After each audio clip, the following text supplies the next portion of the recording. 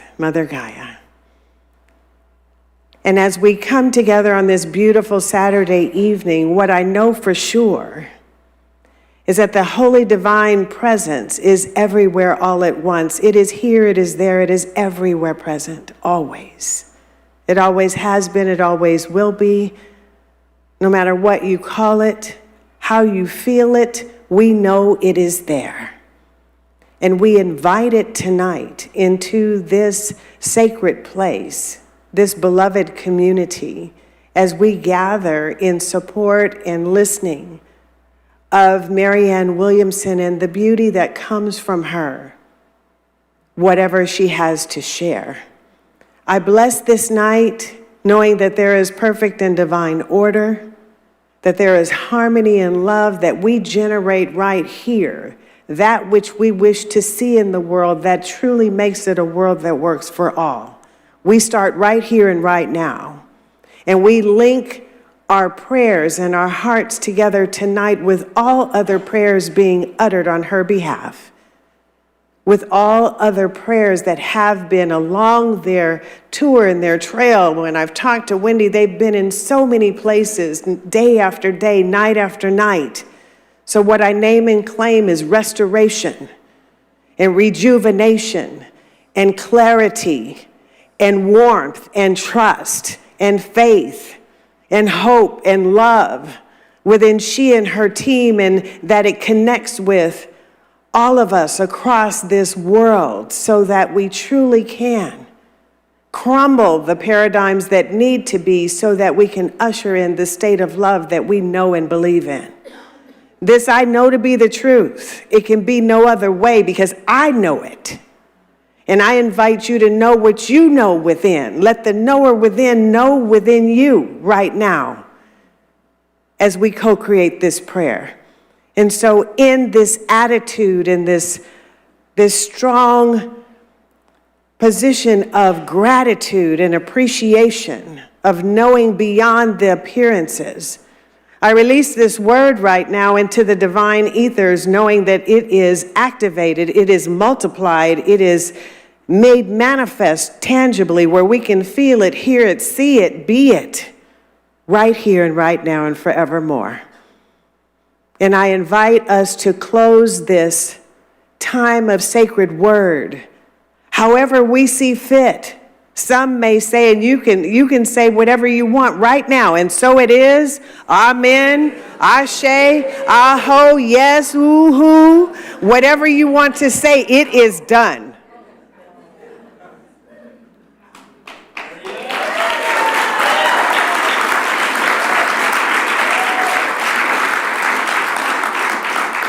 So, beloveds, I am delighted to introduce Miss Marianne Williamson, who is a political activist, an author that I'm sure most of us have her books and quote her all the time, a non-denominational spiritual lecturer and New York Times best-selling author.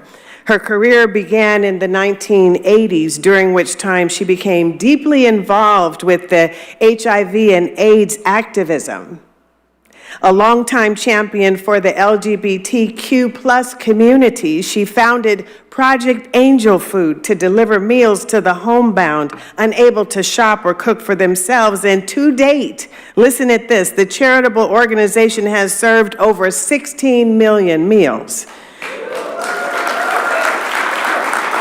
She also founded the LA Center for Living, the Manhattan Center for Living, and co-founded the Peace Alliance.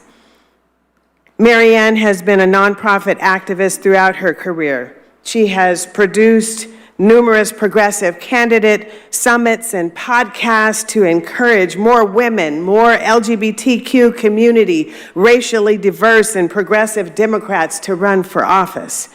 Over the years, she has lectured to hundreds of thousands of people on spiritually and politically progressive topics, sold over 3 million books, and has done extensive work with the ill and the dying. She's written 15 books, 7 New York Times bestsellers, and 4 of them hitting #1. That deserves a hand, don't you think?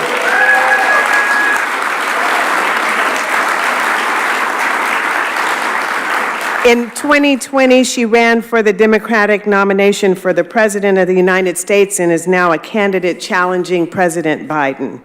As an essential part of her platform, Williamson proposes a 21st century economic Bill of Rights, a Department of Peace, reparations for slavery, a Department of Children and Youth, declaring a climate emergency to begin a just transition from a dirty to a clean economy. You know we want that. And an end to America's war on drugs. A progressive Democrat, Williamson proposes a new economic beginning, including universal health care, tuition-free college and tech schools, and a guaranteed living wage.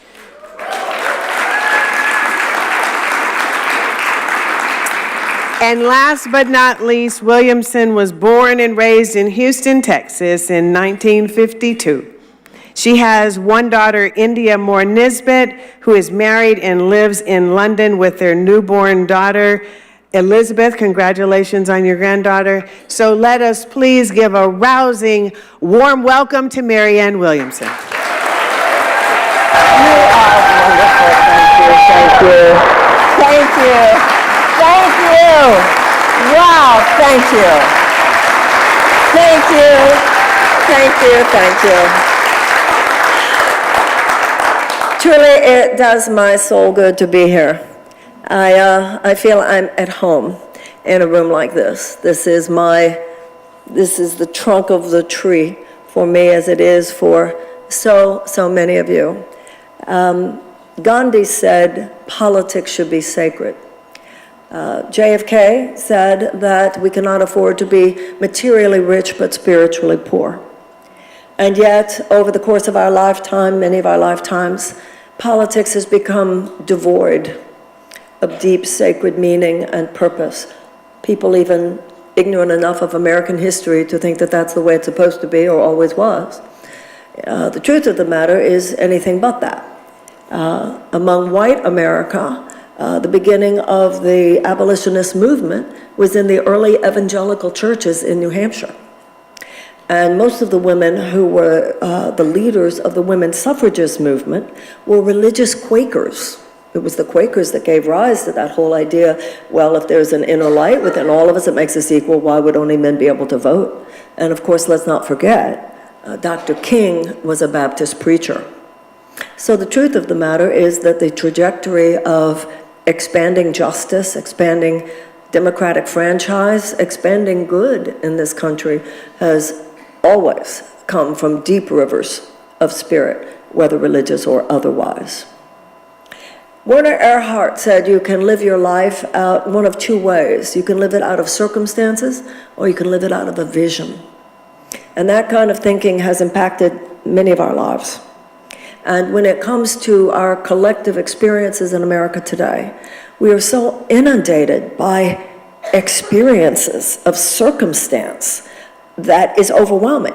And we're always playing whack-a-mole. Maybe we can fix this, maybe we can fix that. And it's a kind of rolling trauma at this point. We are so inundated with information about what's wrong today. And it has taken people to a kind of numb place. A lot of people kind of spiraling down, a kind of sense of what use is there at even trying to change it, a sense that the system is locked up. But I'm reminded of a phrase often used in Alcoholics Anonymous. At a certain point, you get sick and tired of being sick and tired, and you want to get into the solution. And I think that it's time for us to do that. We need to get into the solution. We're also reminded of a line that we all know from Einstein, that you cannot solve the problems of the world from the level of thinking you were at when you created them. We are trying to solve 21st century problems with 20th century thinking. And that 20th century thinking is what created these problems. The political system is stuck back in the 20th century, and that political system and the status quo that it represents will not only not solve the problems of the 21st century, they only make them worse. So I think if we take a good look at our history, you know, I've talked already tonight about our collective experiences. about the we and not just the me. On a personal level, Americans are really cool people. I always say when I'm traveling internationally, oh, I hope I sit next to an American. Why is that? Because on a personal level, we get very real. We get real fast. You could take any two people who are here tonight and say, okay, you two are going to have dinner later. And I think it's reasonable to assume that within 30 minutes, whoever you are, you're going to be really sharing some very real stuff going on in your life, your past. We do that. It's a cultural characteristic. We get authentic, we get real.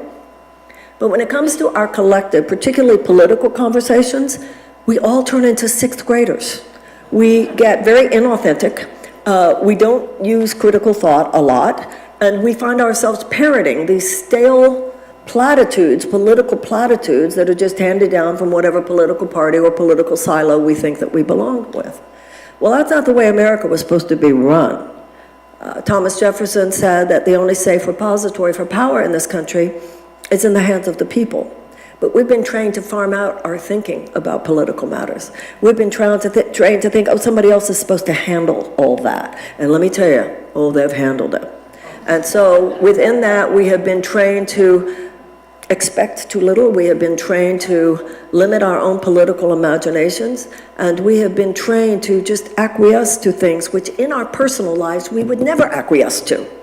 In our personal lives, we say, no, you're not going to do that to me. In our personal lives, we'd say, I got a boundary right there. In our personal lives, we would not stand for some of the things that we're standing for collectively. And I think that some of the thinking that we have learned and that we apply to our personal lives in order to endure rough times and to transform rough times are exactly the kind of thing we need to bring to bear upon our political and collective experience. And that's where I come from, having had a 40-year career in issues of personal transformation, just as Reverend Sunshine, and I know many of you who I've met here already tonight, spiritual practitioners and ministers.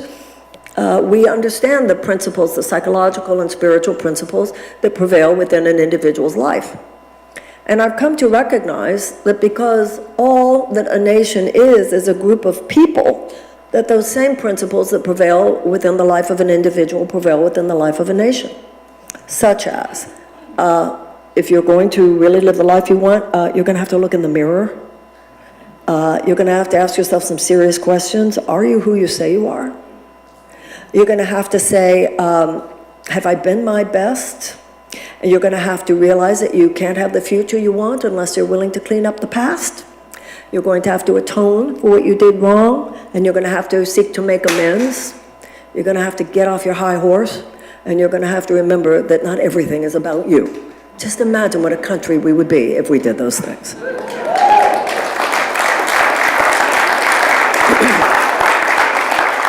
Now, we all go through experiences in our lives where we individuate. We start growing up, and we start figuring some things out about our families. We might go to spiritual support groups, we might go to therapy, and we start asking our questions, who were my parents, who were my grandparents, what is the legacy that I have inherited, where was it good so that I want to carry that forward, where was it not so good, and I want to cut the cord with that one right here and not bring that to my children.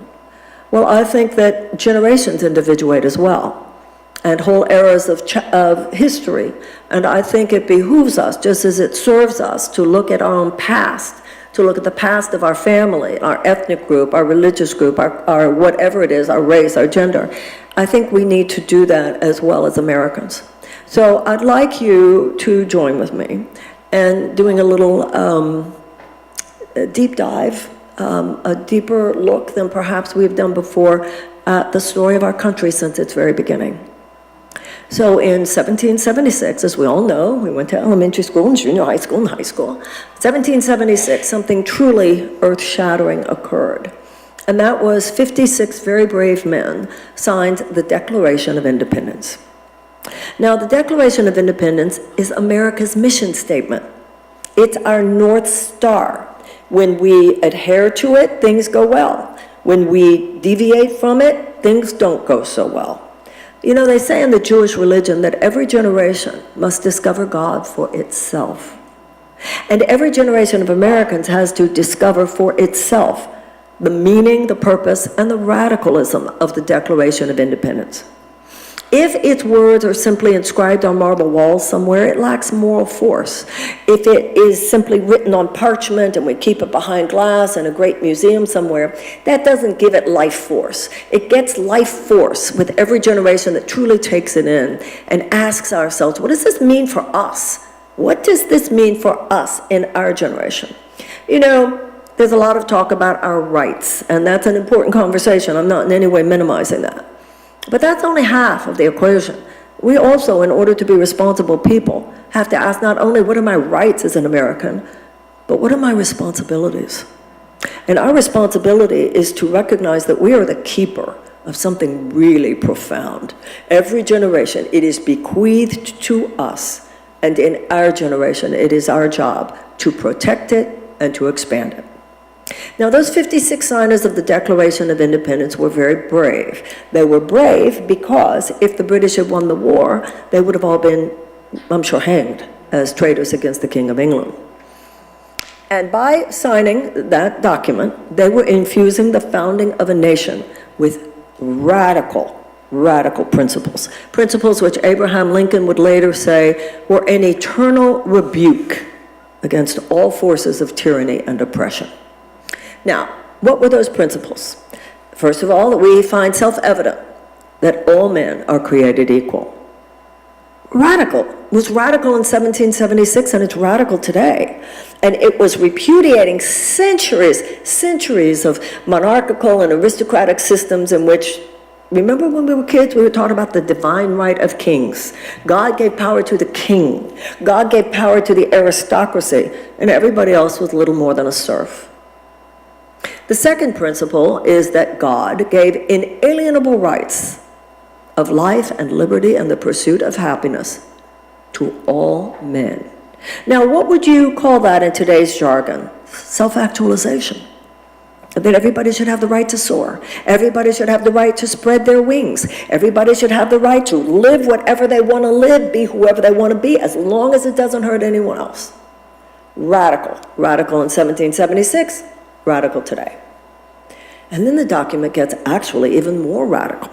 It says that governments are instituted to secure those rights, not limit those rights, not thwart those rights, not chip away at those rights, but to secure those rights. And then the climax of it all, if government's not doing its job, it is the right of the people to alter it or to abolish it.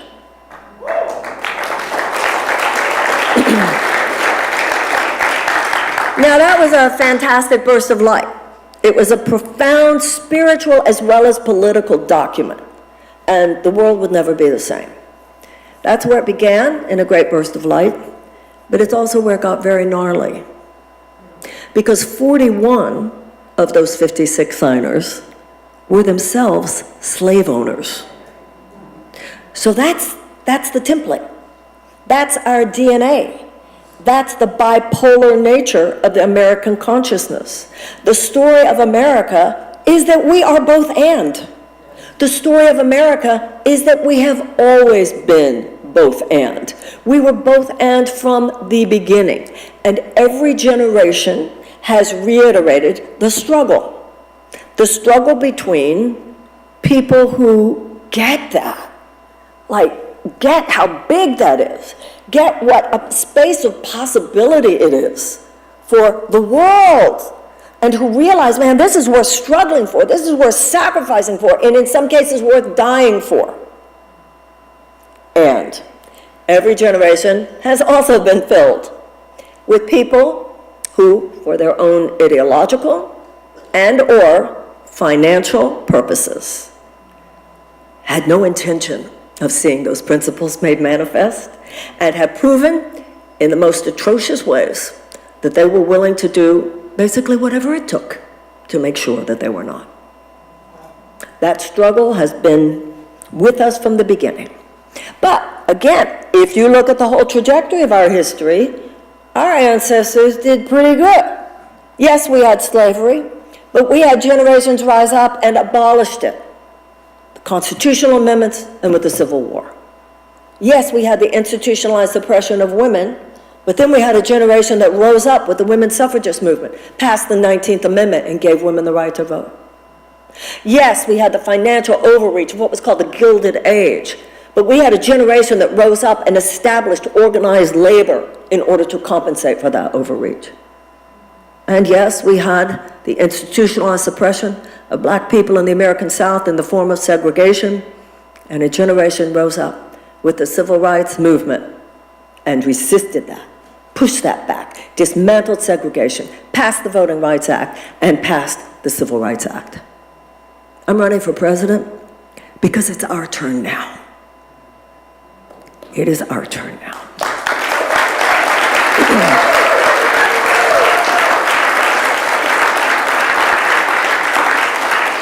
But in our time, it's not a specific institutional identity.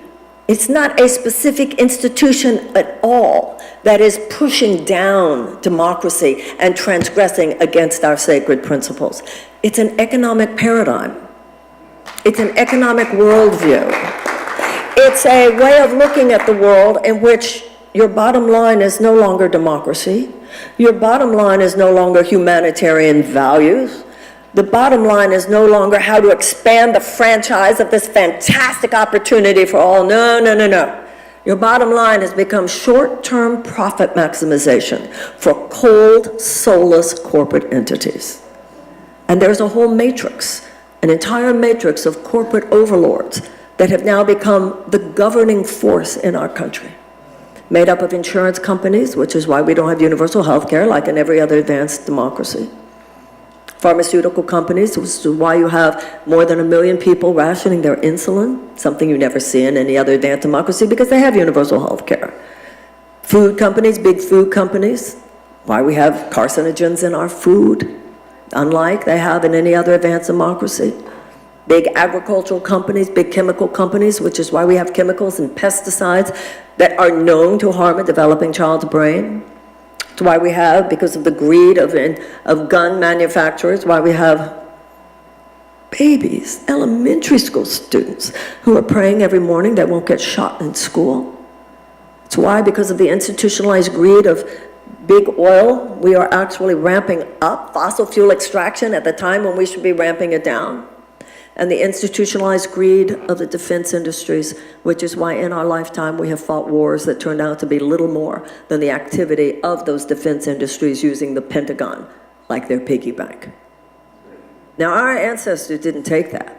Our ancestors said, hell no. Our ancestors rose up. And in some cases, ultimately, they had the government on their side. But now, because those corporate entities have such extraordinary undue financial influence in Washington, Washington has become their enabler. Washington has become a system of legalized bribery. Policy after policy makes it easier for those who already have capital to gain more capital and harder for everybody else to even get by. Legislator after legislator doing more to serve the short-term profit goals of their donors than to serve the safety and the health and the well-being of their own constituents, even when those needs are expressed in poll after poll and they actually know what their people want. So our representative democracy is not really working.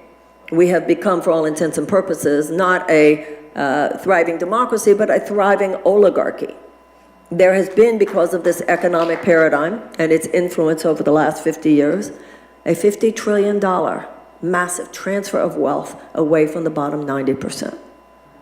Now, for those of you who are young in this room, I'm going to now describe something to you that a lot of us remember. But those of you who are young are probably thinking, well, it can't possibly be true. This sounds like a fairy tale. Even though intellectually you know it's not a fairy tale, but I'm going to say it, and everybody here knows it's not a fairy tale. But let's take this in. In this long ago and faraway land called the 1970s, the average American worker could afford a house. The average American worker had decent benefits. The average American worker could afford a car. The average American worker could afford a yearly vacation. The average American couple could afford for one parent to stay home and take care of the kids if they chose, and the average American couple could afford to send their kids to college. That was called a thriving middle class. But when you have governance by corporate entities, the idea of trickle-down economics, this profound con, and this is what I mean. In our personal lives, we wouldn't take it. In our personal lives, we would know, that man's not going to abuse me like that. No. This is a very toxic relationship. We're so cool. We're so sophisticated when it comes to our personal relationships. Oh, no. This has got to stop. Your friends would say, honey, you got to get away from him. Your friends would say, this is a toxic relationship. You got to, people would send you to rehab if they had to get you out of that maelstrom by which you are allowing yourself to be so harmed. But collectively, we go along with this. We go along with this because we are almost as in a trance. So at this point, the status quo is infused with this dominance of corporate power. The status quo will not disrupt itself. The only thing that can override this is the only thing that can ever override it, and the only thing which, if we are honest with ourselves, allowed it to get this bad. It's time for the people to step in.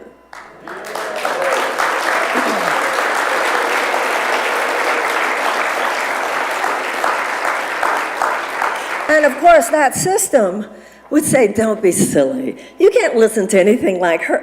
She's unqualified. What are they saying you have to be qualified for? What they call qualified is qualified to perpetuate and maintain that system.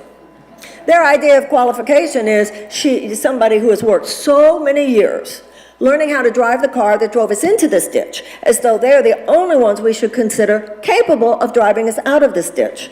I think it's the exact opposite. I'm not standing before you because I'm qualified to maintain that system. I'm qualified to call that system on what it is and to hopefully, with your help, disrupt it.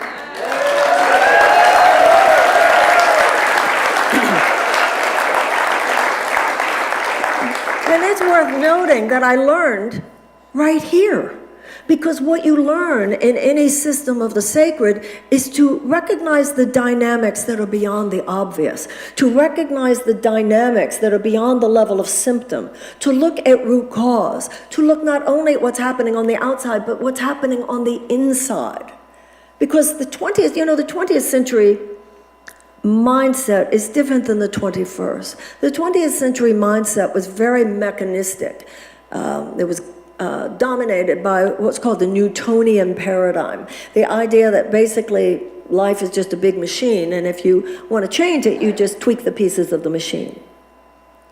But the 21st century is much more holistic, much more whole person. It has much more of a recognized marriage between the inner life and the outer life. That's why you see in Gen Z much more openness to the kind of things we're talking about now. Because they're not 20th century people, and they know that it's something about who we are as people, not just stuff happening on the outside, but something happening inside us that has to be set straight. And so, Martin Luther King said that in order to achieve the beloved community, we must have external shifts in our circumstances and internal changes in our souls. We have to ask ourselves right now, as Americans, something much bigger than what do we do now? We have to ask, who do we need to be right now? And I'll tell you one thing, we have to be a whole lot braver. I was reading about a German poet named Heinrich Heine, and he was talking about the great cathedrals of Europe. And specifically the cathedral at Cologne, which took 683 years to build. Now think about what this means. You would live your whole life working on something that you knew, beyond a shadow of a doubt, you would never see the completion. You would never see the completion. But you were living for something bigger than yourself. You were living for the ages. So Heinrich Heine, when asked about that, said, and he was talking in the 1800s, and what he said about modern man in the 1800s is even more true today. He said the difference is men in those days lived on convictions. Men today have only opinions. We have to find our conviction. How convicted are we? I'll tell you who's very convicted in America today. Those who hate. And conviction is a force multiplier. So if you have 10 people who hate and are convicted, and man, they're going to do whatever it takes to effectuate their worldview, and then you have 90 people who love, but it goes as deep as, I think I have time on Tuesdays, maybe from 2 to 3, and Saturday, I could maybe give you Saturday afternoon between 5 and 6. Hatred is going to carry the story, not those who love. Because if you have a few who hate with conviction, and those who love don't display that same kind of conviction, then the world is going that way. And it's worth noting, right now, the world is going that way. And we have to learn to love with as much conviction. We have to have as much conviction behind love, behind justice, as some people have behind some very, very dangerous thoughts and very, very dangerous ideologies.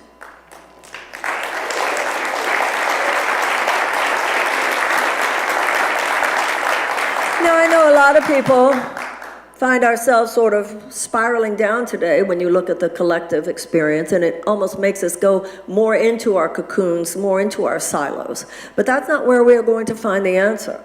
They are not going to find the answer by just you healing your life or you healing your life. We're going to find the answer by taking the lessons that we have learned from applying principles to our personal lives, and then thinking, wow, what if we put our work together and apply these same principles to our collective? I've said for a long time that people who are in the transformational higher consciousness community were the last people who should be sitting out the great economic and social and political questions of our day. Why is that? Because if you have a clue what changes one life, you're the one who has the clue what would change the world. And that's why those who in many ways have thought of ourselves as the least political have the most to contribute to the political conversation today. Because the political conversation that dominates our country today is bankrupt. It is old-fashioned, it is treating the symptom, it is 20th century, and all that it will give us is more of where we already are. And I propose to you, we are 6 inches from the cliff. And people know that. People know that. I'm not telling you anything you don't already know. 1 in 4 Americans live with medical debt. 18 million Americans cannot afford to pay for the prescriptions that their doctors give them. 85 million Americans are underinsured or uninsured. 68,000 Americans die every year from lack of health care. 1/3 of America's workforce lives on less than $15 an hour, and half of them cannot afford a place to live. Half of America's seniors live on less than $25,000 a year. 20% of us are living in a healthy, good, vibrant economy, and that's lovely. Except that 20%, it's like we're on an island surrounded by a vast sea of economic despair. The election in 2024 is not going to be like 2020. The election in 2024 is going to be like 2016, where so much despair and so much rage and so much depression. This is the thing about rage and depression. It's the same energy. One's turned outward, one turns inward. So if you're feeling it and you're more of the externalized, it's called a hysterical break. You just spew it out in all manner, perhaps, of obviously dysfunctional, even psychotic behavior. But for some people, it's more catatonic. You feel it, but you don't push it out, you push it in. That's called depression, it's called anxiety, often called addiction and sickness and more. And that's why for those of you who do tend to vote Democratic, or for whatever reason, even if you're not a Democrat, you don't wish to see Donald Trump back in the White House in 2024, let me tell you this. The biggest danger for those of us on an electoral basis, the biggest danger for those who do not wish to see Donald Trump return to the White House for a second term, the danger is not people voting for Donald Trump. Enough with talking about Donald Trump. People who love Donald Trump love Donald Trump. There's no point in reminding them of yet another indictment. There's no point of, they're going to vote for him no matter what, even if he's in prison. That's not the electoral danger for those who don't want Donald Trump back in the White House. The danger is how many people might just stay home. And they might just stay home because they don't see anything to inspire them for anything really different or anything really better. And that's why not Donald Trump, not even Ronald Reagan, Franklin Delano Roosevelt said that we wouldn't have to worry about a fascist takeover in this country as long as democracy delivered on its blessings. But democracy is not delivering on its promises today. If it was, we'd have universal health care like in every other advanced democracy. We would have tuition-free college like they have in every other advanced democracy, and which we used to have here, including at the University of California system. We would have subsidized childcare. We would have paid family leave like in every other advanced democracy. We would have guaranteed sick pay. We would have guaranteed housing access, and we would have guaranteed living wage. And when that system that has brought us to this point tries to tell you, oh, no, we don't have them, you see, because it's very complicated, I'm here to tell you, no, it's not complicated. It is so simple. It is corrupt. That is what it is. And that is exactly,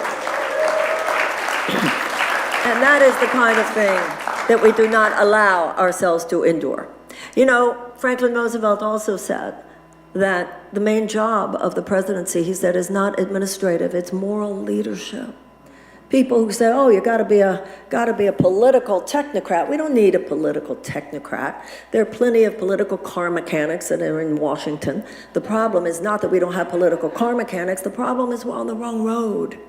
We don't need another technocrat, we need a visionary. Now, I'm not saying that I'm the greatest visionary in the United States. I'm not. But I am saying I'm the only one running for the Democratic nomination.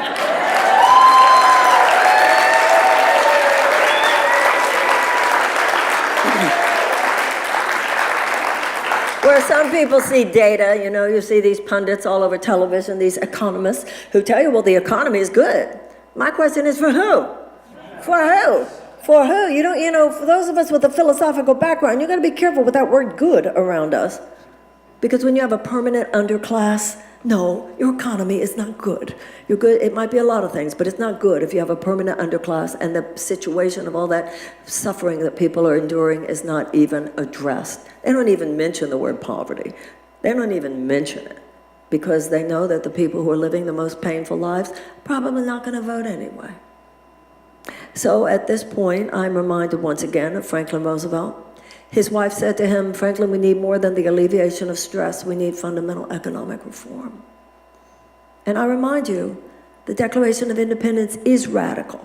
When people say, ooh, this is radical, you know, everything I've talked to you about tonight, universal health care, tuition-free college and tech school, these are considered moderate positions in every other advanced democracy. It's that they're talking about, ooh, she's so left or she's so fringe, excuse me. It's the Declaration of Independence says, inalienable rights of life, liberty, and the pursuit of happiness. Now tell me about those children who are going to schools where they don't even have the adequate resources to teach a child to read. And if a child cannot learn to read by the age of 10, the chances of high school graduation are drastically diminished, and the chances of incarceration are drastically increased. Where is that child's right to life, liberty, and the pursuit of happiness? The problem isn't that some people can get very wealthy in America, that's great. The problem is that the vast majority of people never have a chance, never have a shot at it, and so many millions of those people are locked out in childhood. And this isn't going to change unless we change it. Unless we recognize that the ship is headed for the iceberg. The iceberg could be climate catastrophe. The iceberg could be weather catastrophe, of course, with climate. It could be AI. It could be nuclear. We've got to turn the ship around. One major political party is headed straight towards it. The other major political party is headed there more slowly and would hit it at a different angle. I'm saying we need to turn this thing around. We need to turn this thing around.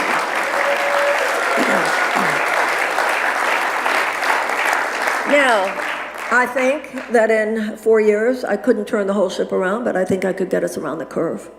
And after getting us around the curve, I would like to give the baton then to a younger generation, because in 2028, a boomer should not be elected president.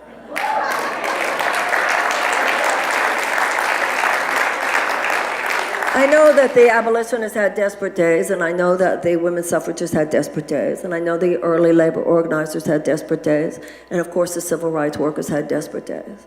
But they didn't stop. They didn't give in. And they didn't say, well, I'm not going to do it since there's no guarantee of success. They did it because it was the right thing to do. They did it because they knew that they were the keepers of a sacred flame. And that is what we're talking about here. And that's why, you know, Gandhi said politics should be sacred. A lot of people today go, ooh, politics is so toxic. Well, where did that get us? Some of the best, brightest, most soulful thinkers said, ooh, politics is toxic, so I don't want anything to do with it. So you left it. The most soulful people went over here. So what was left except for it to get more toxic? And now people are awakening and go, whoa, whoa, whoa, we better do something. And I'm not saying let's go back in there and become one of them. I'm saying let's go back in there with our hearts to course correct the state of this nation, just as our ancestors did. To say you can't abide by the Declaration of Independence and have slavery. Not. You can't abide by the Declaration of Independence and say only men can vote. Not. You can't abide by the Declaration of Independence and say all the money is in the hands of a few people called the Gilded Age. Not. And you cannot have segregation and still abide by the Declaration of Independence. Generations rose up and said not. And today we are in a situation where once again we have income inequality that is as great as it's been in 100 years. Louis Brandeis, the late Supreme Court Justice, said you can have large group amounts of money concentrated in the hands of a few, or you can have democracy. You cannot have both. We are now living under this economic tyranny. This is economic tyranny. It might not be economic tyranny for those of us who have been fortunate enough that, we can transcend it. But this is not just about you. It's not just about me. That's the whole point of the American dream. It's not just that you can make it or you can make it. It's that we can help provide a space of possibility. And so I think America needs to look in the mirror.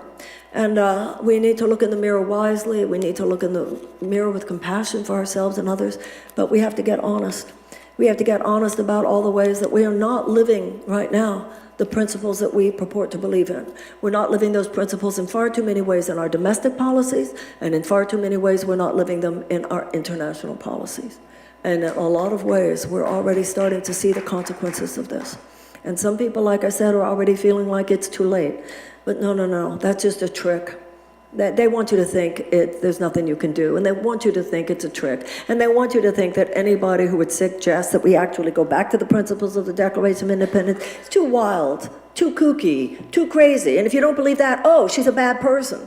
They'll say whatever they need to say. And let me tell you something. This is my second run for president, and I'm seeing here what I saw last time, but even more so. The system is even more corrupt than I feared. But the people are even more wonderful than I hoped. The problem, this is my message to you, the problem is not the American people. That's not the problem. And you can see in poll after poll, the majority of Republicans as well as Democrats want universal health care. The majority of Republicans as well as Democrats want tuition-free college and tech school.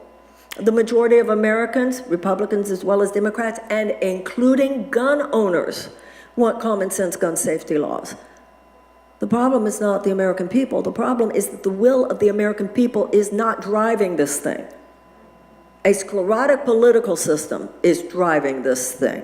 A sclerotic political system that does not need to be led by someone who is part of that system. Needs to be led for a while by somebody who is willing to call out that system on behalf of the people of the United States.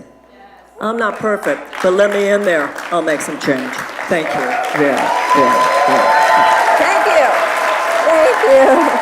Thank you. Thank you. Thank you. Thank you. Thank you. Thank you so much. Thank you. Thank you. Thank you. Very, very kind of you. Thank you.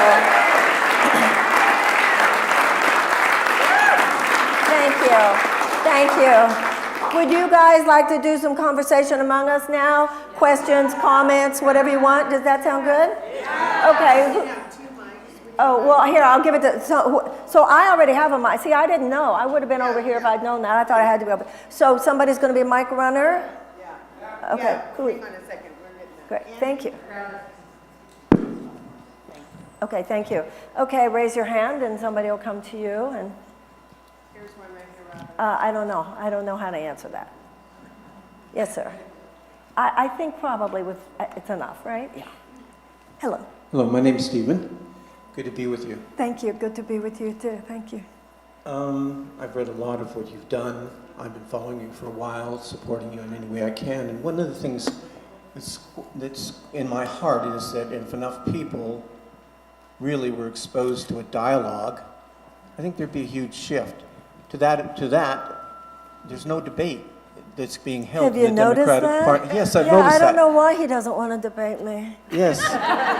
Is there, I mean, Let's do it. write to whoever I write to, I don't get responses. And I'm just curious if that possibility is alive still. It's not good. You might have heard Robert Kennedy Jr. talking about the rigging of the system, and he's correct. It is. It's terrible, actually. So, once again, let's look at some American history. Political parties are not mentioned in the Constitution, and George Washington, in his farewell address, warned us about them. He said that he feared that they would form factions of men who would be more loyal to their party than to their country. And John Adams, second president, then said he saw them as the greatest threat to democracy. We don't know why our founders did not form a parliamentarian system. I suppose it was because they just wanted to be as different from England as possible. I don't know. But we have what we have. I think of myself as a Franklin Roosevelt Democrat, perhaps some nostalgia for a time. And I have wanted to see Eisenhower said that the American mind at its best is both liberal and conservative. And there was a time when I was growing up, when many of us were younger, when more than not, the Republican Party stood for high-minded conservative ideals and the Democratic Party stood for high-minded liberal ideals. More than not. And there was a sense of complementary yin-yang, and in certain ways it actually worked. But we know that this corporatist mentality now dominates one of those parties completely, and in the other party, there's a contest between the corporatists and the non-corporatists, but notice even among the non-corporatists, they're not here. Why do I have to do this? I don't see any of them coming over the hill because they're in line. The party says we're voting for Biden. The party says we are voting for Biden. It's like people are in a trance. The party says we are voting for Biden. The party says we have to get together behind Biden. First of all, it has nothing to do with the Constitution. Second of all, when people say she's a spoiler, hello, 8th grade, hello, civics, it's a primary, and it's not democracy. Candidate suppression is a form of voter suppression. And it's not allowing, and it's not just no debates. It's more than that. I'm blackballed on CNN, blackballed on MSNBC. And so too many people just don't even know I'm even running or even who I am. And that was a strategic decision. There's a political media industrial complex. And I hate to tell it to you guys, but I used to think the problem was that they chopped the wood and carried the water for these huge corporate entities. But now I realize it's worse than that. They are huge corporate entities. And so at this point, my only way of getting the message out there, now there was a gold standard Emerson poll yesterday, and I came in at 10% among Democratic voters. Now, to tell you the truth, now that's actually significant. You see, I'm higher in the polls than someone like Nikki Haley, higher than Vivek Ramaswamy, and they get regular appearances on CNN, on MSNBC, on the Sunday news shows. I've been invisibilized. I've been just erased. So the fact that we could be in, they talk in politics a lot. It's like, remember elementary school and you turn 10? You're in double digits now, right? Well, in politics, they act like double digits is a big deal. So 10% is a big deal. So the fact we got even 10% when there's such invisibilization. I'm doing very, very well with Gen Z. In a New York Times poll, the president was at 34, I was at 27. I know, and Bobby Kennedy was at 13. Thank you, but let's talk about why. The kids are on TikTok, and I can reach them because it's free for me to be on TikTok. But if the mainstream media will not have me, then I have to compensate for that with bought media, which is why I hope any of you, first of all, I hope you'll go to marianne2024.com and sign up just so I can tell you when I'm back and so forth anyway. But anybody that feels moved and wants to see this campaign continue, I hope you will support me in the effort to get bought media. And that obviously costs a lot of money, but it is. Thank you. Thank you for being. Thank you. Hello. Thank you. Thank you for being the lighthouse you are. I see over there and I see over there. I saw you. We'll come back. Sorry. Thank you. This lady right here. And then that lady over there. Hi, my name's Em. Hi. I am a Berkeley student. Very nice to see you speak. Thank you. So we've been seeing now for so long the Russia-Ukraine war going on. And we've seen a devastating loss of life and of faith. The US is backing this war and doing so to push against the dictatorial power of Putin. I'm vehemently anti-war, and I admire your idea of the Department of Peace. How do we establish this peace without leaving Ukraine behind? I don't think we can. So this is the deal. I understand that we poked the bear. I understand that we were irresponsible with NATO. I understand that we shouldn't have ever put those Aegis missiles in Poland. However, for me, none of that justifies what Vladimir Putin has done and is doing. And I think it gets down to a kind of gut call what you think about him. Some people say, Marianne, just give him what he's going to stop. That's all he wants, really. Really, just give him what he wants right now. Let him have that land, and it'll be cool. I don't believe that. I don't believe that. He takes Crimea, he takes a beat, he comes back. He takes some now, he'll take a beat and he'll come back. So actually, I do support supporting Ukraine. I believe that there obviously is going to have to be a negotiated settlement, but I'd like to see a negotiated settlement where there is still a Ukraine to negotiate. Lovely. Thank you. Thank you. And also, on that one, since this is a subject you're interested in, I object. There are a couple of my opponents who say I'm pro-war and they're pro-peace. To say we stop now, peace, the last thing it will be is peace. What he will do to that country. Okay, yes. Hello. So I'm Esther Goolsby. Hello, everybody. In 2020, you went on stage and you talked about reparations for ADOS.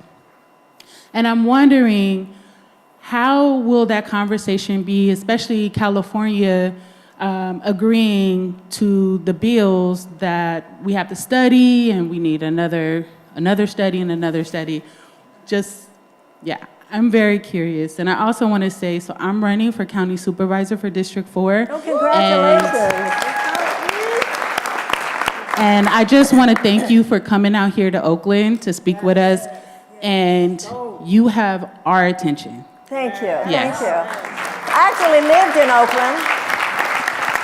I lived on 11th Avenue in Oakland in 1974. I remember.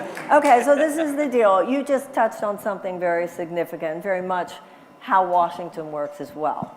John Conyers, who I'm sure you know who John Conyers was a friend of mine. I lived in Michigan, and he was the author of HR 40, right? And HR 40 says we are going to investigate and research.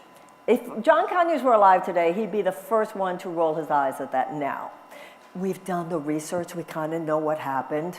We kind of really don't need to do any more study. We need a president that says, okay, let's put some money on the table and get this done. Okay? So I believe, and I mentioned to you earlier, that I believe that the same spiritual and psychological principles that prevail within the life of an individual prevail within the life of a nation, because all that a nation is a group of people. You cannot have the future you want if you're not willing to clean up the past. So the first slave ships came here in 1619. So then the cotton industry increased in the 1800s. So by the end of the Civil War, so you're talking about almost 250 years. At the time, historians believe there were between 4 and 5 million formerly enslaved people. So think about all the millions of people that you're talking about starting in 1619, okay? And obviously we're talking about abject slavery, and nobody doesn't know what that means, right? Then instead of the year, except for the 12 years of Reconstruction, you had an additional 100 years of suppression of black people in the American South. Now, the way I look at it, if I have been kicking you to the floor, I owe it to you to do more than to just stop kicking. I think I owe it to you to say, here, let me help you get back up.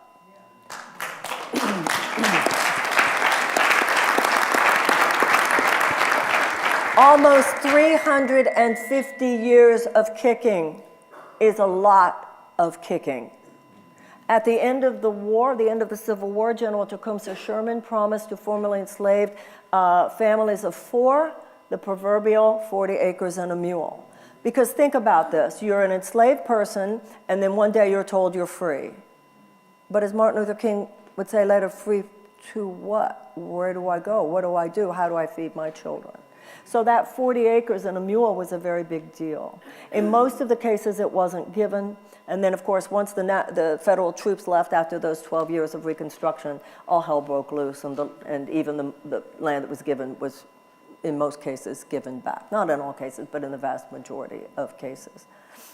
In most every issue that we've discussed tonight, I'd be the first person to say to you, we can't deal with it just on a transactional level. We have to deal with it on a transformational level. When it comes to this, enough with the transformational level. Enough with everybody processing how guilty you feel. If you owed me $1,000 and you came up to me and you said, I just feel so bad about it, my reaction would be, that's nice, but I'd like my money back. Right? So at this point, we're almost displacing ourselves onto this. If I just deal with it on the inside, no. It's a debt. Let's pay it. And by the way, if we did pay it, if you close the wage gap between black and white Americans, our economy would be $1.5 trillion larger. So this was not. So after World War II, Germany paid $89 billion in reparations to Jewish organizations, which, by the way, a lot of Jews had a problem with at the time. But it was determined actually by the first Prime Minister of Israel, et cetera. Those reparations, because Germany did full-on mea culpa, and every Jew here knows that. They did full-on mea culpa. There wasn't anything like, well, it wasn't really us. No. Full-on mea culpa, which included 2 things that I find interesting and relevant to what we have today in our country.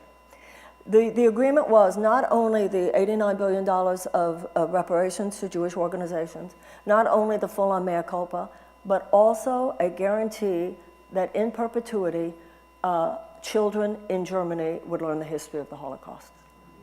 Wow. Isn't that interesting? So that should come along with any reparations plan, a guarantee to learn the history of slavery in the United States and the history of race in the United States.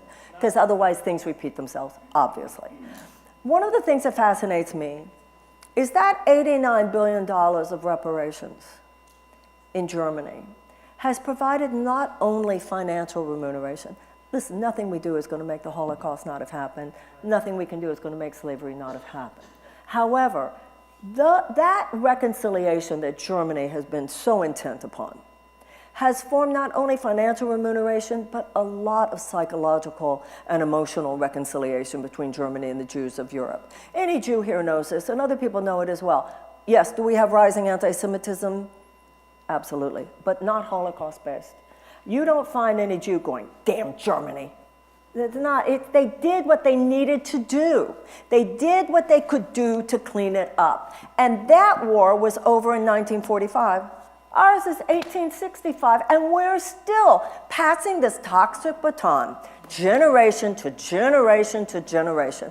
Let's just, in one generation, we could do something so profound to just cut the cord, do something important for the sake of our children and their children and their children, so they wouldn't be carrying around this what is at this point an almost age-old toxicity and an underlying resentment and pain and ugliness that is not worthy of who we are as a country.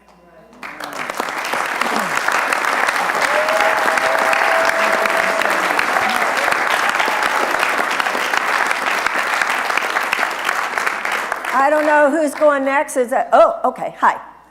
Hi, Marianne. My name is Michaela. I am 18 years old, and I'm grateful to say that next year will be my first election I will be voting in. But I did want to ask, though, what can folks younger than me do to support your cause that may not have the right resources to? They can do everything except vote. And I'm sure most people under 18 don't have money to give financial resources, but all kinds of stuff. They can call and volunteer. If you go to marianne2024.com and sign up to volunteer, could phone bank, could canvass. We have teenagers, we have high school students. I remember when I was in high school, Eugene McCarthy and Bobby Kennedy.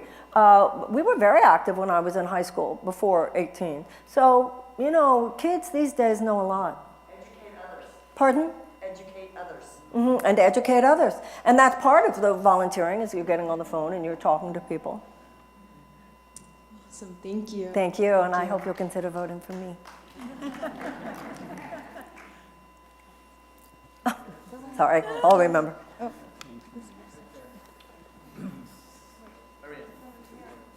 I promise we'll get there. We just, oh, I'm sorry. That's okay. Hi, my name is Ashley, and I want to know how can we change parties? Because I know you say it's not about the parties, but you change parties, isn't that kind of making it about the party? I'm sorry, I didn't quite understand what you're saying. You last ran as an independent, and then you changed to Democrat. No, what happened, yeah, so when I ran for Congress, I, for the reasons that I said here tonight, felt that the political parties, it was such a corrupt situation, and I had been a Democrat all my life, and I felt it was such a corrupt situation that I would run as an independent. What I found was how naive I was there, because the Democratic and Republican parties, quite a few years now, formed a pretty unholy alliance, making it very difficult for anyone who is not a Democrat or Republican, unless they had huge financial resources to actually be able to run. So I looked at that as having been a mistake. Yeah. Where am I supposed to go? Okay. Oh, thank you for that. Thank you. Yes. Hi, Marianne. My name is Nahid Fatahi. Oh, hi, how nice to meet you in person. Nice meeting you in person. Hi, thank Yes. you. Thank you so much. We did a podcast the other day together that will be on my site. Wonderful. It's nice meeting you in person. Thank you. I think not just you, but all the presidential candidates need to really address our foreign policies. And I say this because our foreign policy have taken us to where we are today in the world and our position in the world. The world does not trust the United States anymore. We are not really a power anymore. We are not really seen or deemed as the humanitarian country that we once were. And as you know, as an African American, my life has been greatly impacted by the US's foreign policies up to this point. From the moment that I was born in 1980, where the US had its Cold War with USSR and the perpetuation of the Taliban, that we actually discussed and talked about it, to present moment where Afghan women are essentially banned from leading any type of normal life, including the ban on their education. And so what I'm saying is that we perpetuated what we did in the 80s and 90s, and the product of it was the Taliban and 9/11, and Afghanistan being a safe haven for the fundamentalists like Al-Qaeda, right? And now we are doing something very, very similar. And what I'm afraid is that not only what is happening in Afghanistan and in countries like Afghanistan right now will impact, and I get very emotional when I ask this question, because lives, hundreds of thousands, millions of lives have been impacted by our foreign policies. And this is something that every presidential candidate must address and talk about their plan as in what is their plan? Are we perpetuating more war, and how are we going to bring more peace in the world? Because we cannot call ourselves free if we are not all free. We are all humans regardless of where we are from and where we live. Thank you.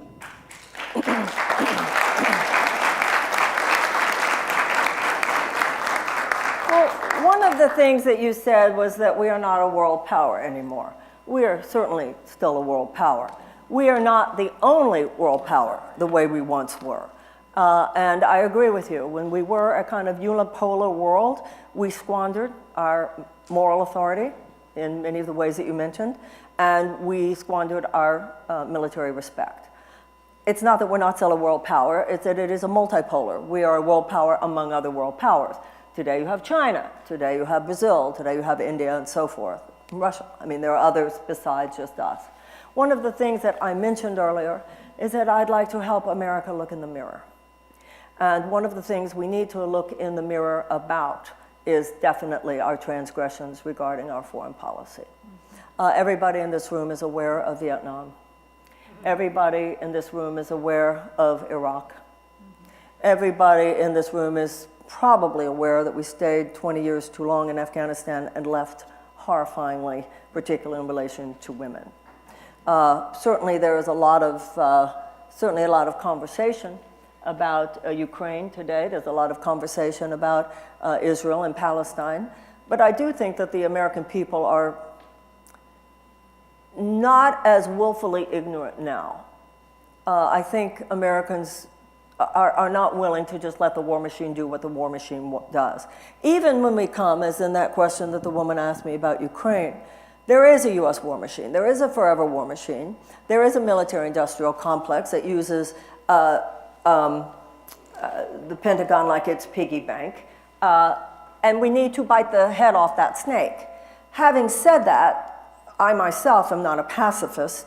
It's not like I don't believe there's ever appropriate use of military force. I look at military force much like I look at a surgeon. If America has to have surgery, you better believe we better have the best surgeon. And we should have the best surgeon always on hand. However, a reasonable person tries to avoid surgery and not the opposite. So when you talk about foreign policy, number one, we need a much more humble foreign policy. We need a recognition of where in the past we have made some big mistakes, and I certainly see places where we have made some big mistakes. I think the United States actually would have been a much better friend to Israel, to be far more vocal over the last few decades. We love you, but that occupation is illegal. Love you, but those settlements are illegal. Love you, but that blockade is wrong, and been much more vigorous in our refusal to go along with the Netanyahu government in the ways that we have.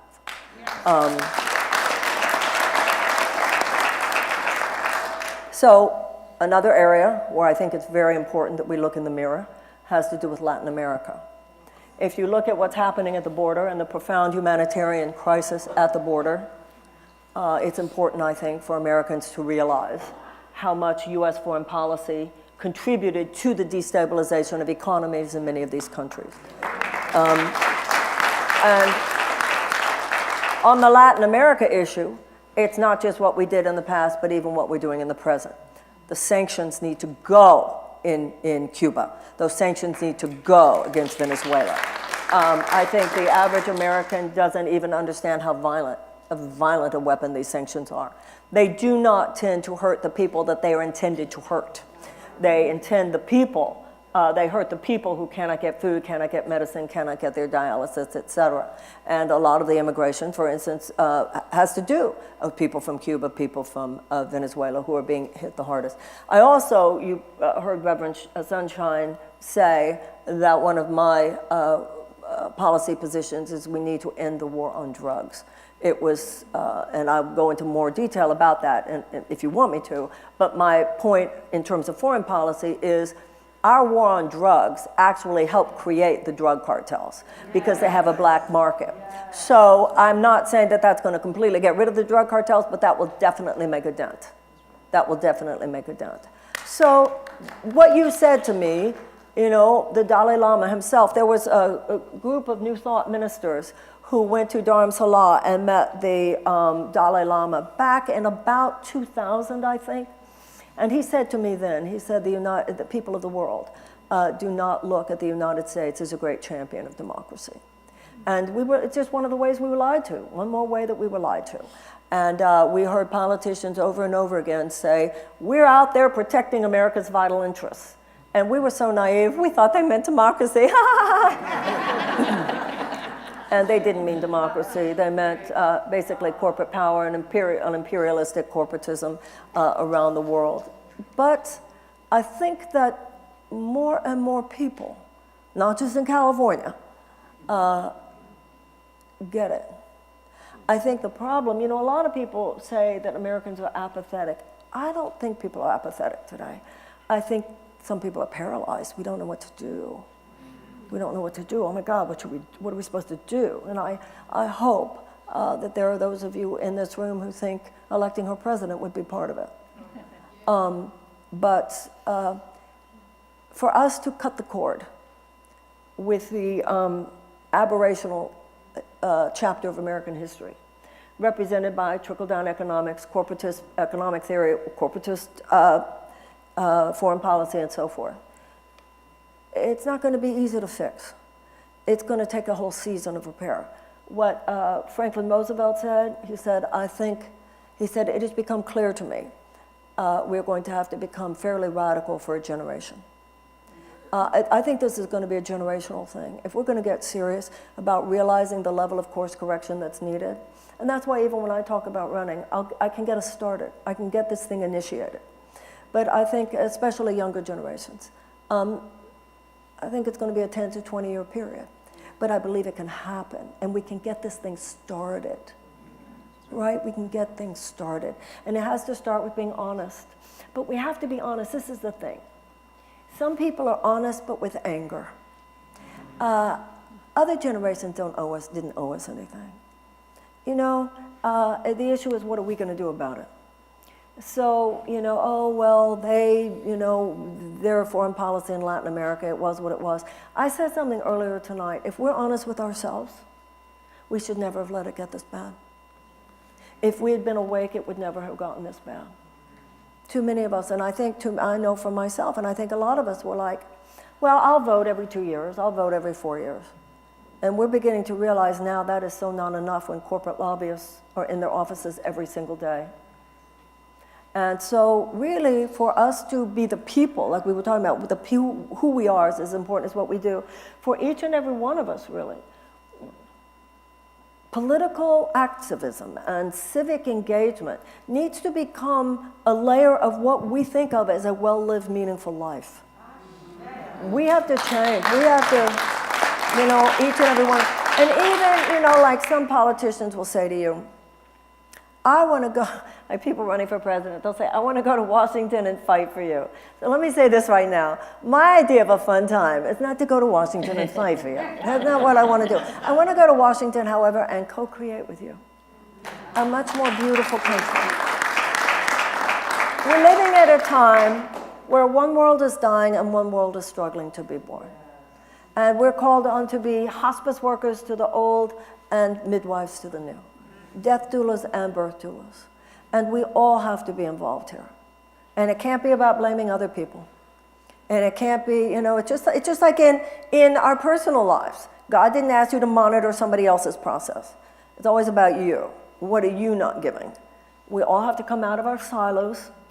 You know, on one hand, who your people is, your race, your religion, your sex, your sexuality, all that's important. I'm not minimizing it. But we tend to forget the word American that comes after the hyphen. And we need to find that right now. I don't give a different message depending on where I am. Because I'm thinking less in terms of talking to you because you're white, you because you're black, you because you're Jew, you because you're Muslim, you because, no. You because you're gay, enough with that. I want to talk to that part, the heart in you, the heart in you, the heart in you, because that's where I think we all long to be. I think we're tired. We're not going to find our unity by separating ourselves. Our sense of identity. There are times where that's a significant, definitely. I feel that very strongly this week. There are times when you have to think about, quote unquote, your people. And it's true, and it's real. But you know, in alchemy, there's a term, separatio. And it's an interesting concept. You separate out all the different elements to perfect them, but just so that then they can be brought together at a higher level. Yes. We have time for one more question. Oh, if there's only one more, then don't make me be the person who has to. That man's just waving his hand. But then can we just do this, please? Because this man's waving his hand, but there's another one I promised I wouldn't forget you. So would you mind if we just very quickly do this gentleman and then this one other? I don't even know where he is now, but you were. Okay, yes, sir. Okay, so one of the things that all the movements you spoke about had were songs. Ah. And I wrote a song for your campaign. Thank you. I did. And it's not a long song, and I'd love a chance to sing it for you. I'm okay if Reverend If you're Sunshine okay is with it. okay with that. Okay. Is that all right? Yeah. Do I need a mic, or am I okay? You can hear me. Okay. Well, you know, Marianne, you're definitely, what you said, it's going to take a miracle Yeah. for you to get elected. Yeah. And this song is about that, because it's called We're Going to Make a Miracle. Okay. Okay? We're gonna make a miracle. We're gonna make a miracle. We're gonna make a miracle. We're gonna harness the power of love.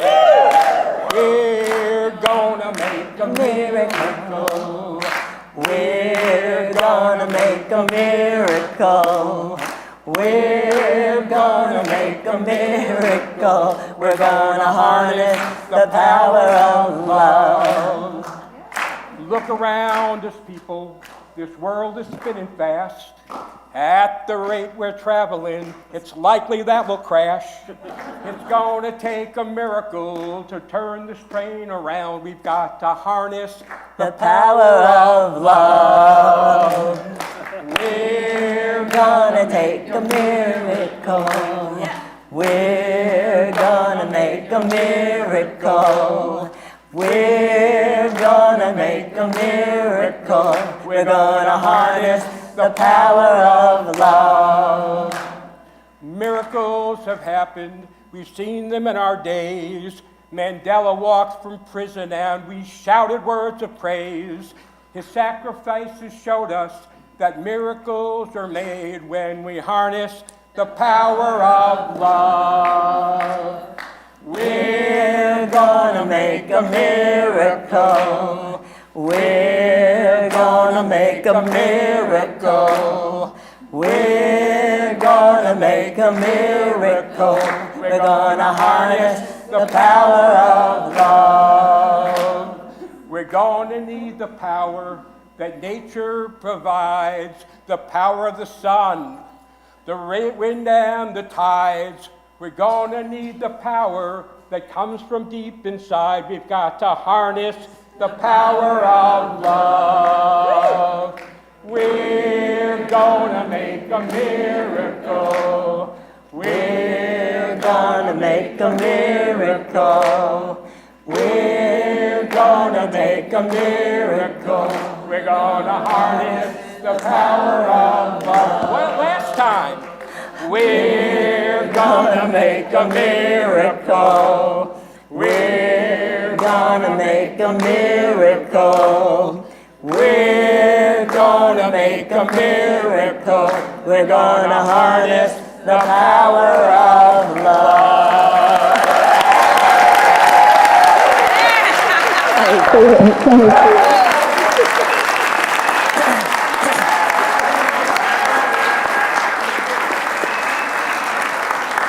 First of all, I love that and thank you. And also, it's very serious, actually. I read an interview once with Jared Kushner. I think it was in Rolling Stone magazine years ago. He said that he had been at a McDonald's with his father-in-law. And he had said to him There are a lot of angry people out there. We could harness all that and make you president. Wow. And that's, of course, what terrorism is, you know, hatred harnessed for the power, political power. So when you look at the nonviolent revolutions, Gandhi, Dr. King, that's exactly what they were. Love turned into political force. And that's exactly what it will take. Can I get that one guy? Okay, yes, sir.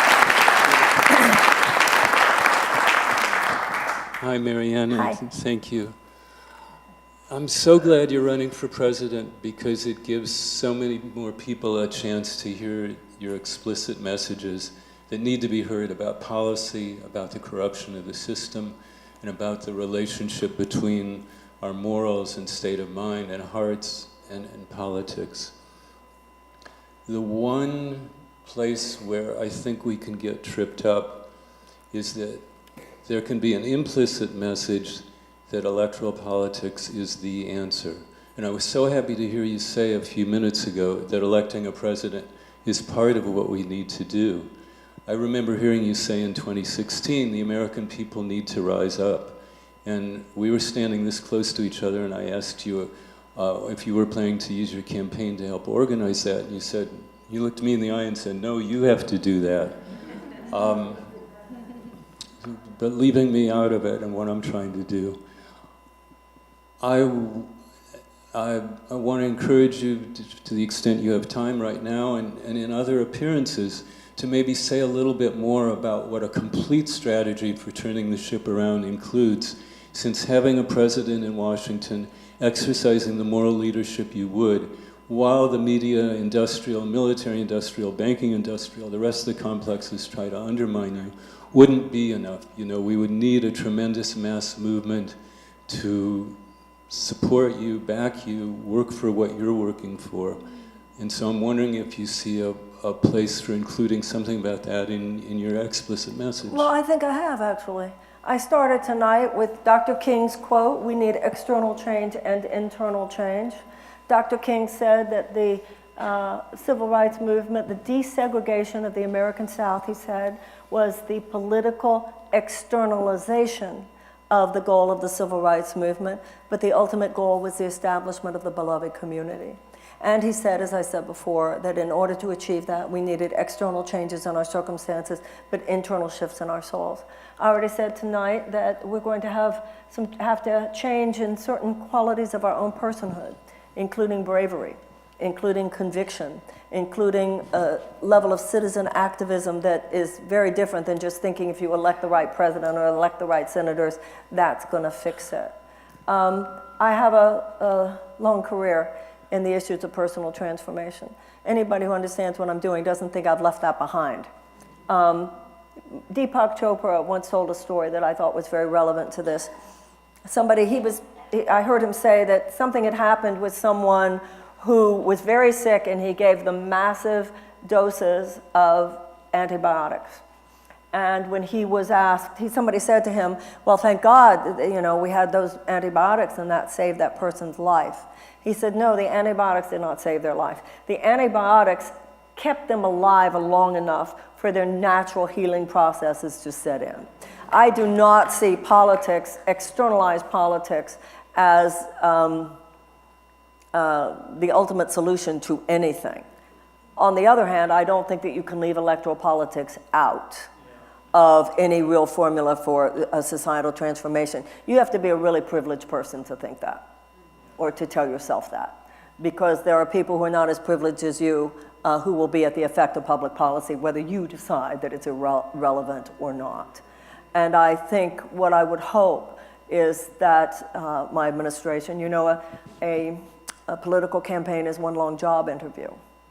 And you're interviewing the candidates, and that's what you should do. And you should listen to President Biden, and you should listen to whoever other candidates are there, and think for yourself, what do you think we should do with the next 4 years, right? But I can tell you that my hope would be that it would be a period of incubation and inspiration.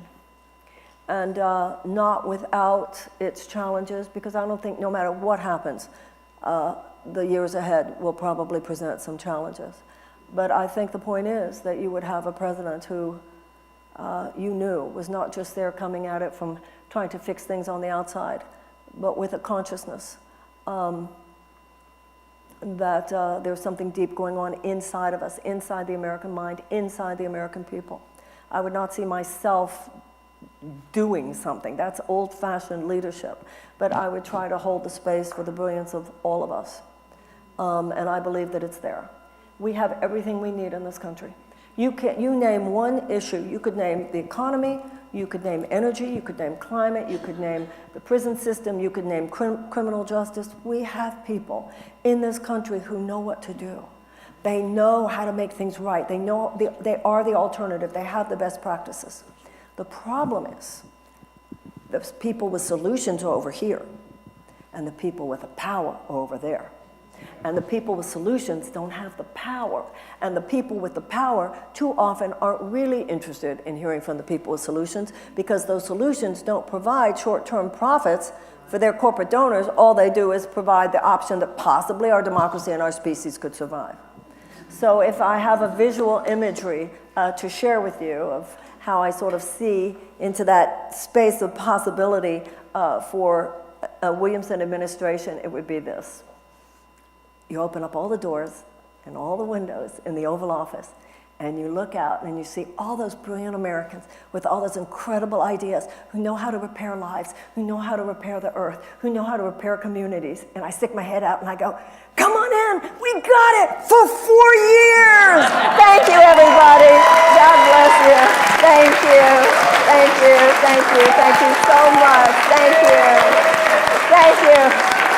Thank you. Thank you, Reverend Sunshine, thank you.